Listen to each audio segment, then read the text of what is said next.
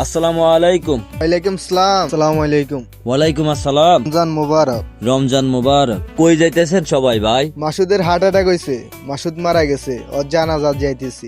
ইন্না লিল্লাহি ওয়া ইন্না ইলাইহি রাজিউন। ভাই দাফন কাফনের সব খরচ আমি দিব।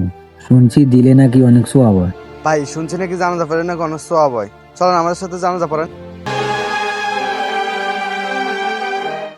ভাই আমার বাচ্চাগুলা খুব অসুস্থ, আমারে কয়টা টাকা হালাত দাস না ভাই। ভাই আমি আবার তোর 2 দিন পরে দিয়ে দিব। ভাই আমার ঘরেও বউ বাচ্চা অসুস্থ, আমি তোরে সাহায্য করতে পারবো না। 10 লাখ টাকা ভাড়া। ভাই আমার খুব সমস্যা, আমারে কয়টা টাকা হালাত দাস না ভাই, কয়দিন পরে তোরে দিয়ে দিব ভাই। না রে ভাই, কোনো হালার টালার দেন যেত না, যা এখান থেকে যা, সর। কি হয়েছে ভাই?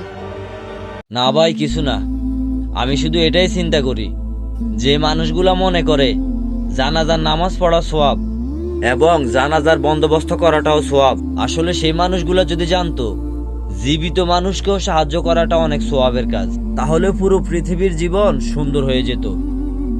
শুধু সেজদা দিলে আবাদত হয় না, মানুষকে সাহায্য করলেও আবাদত হয়।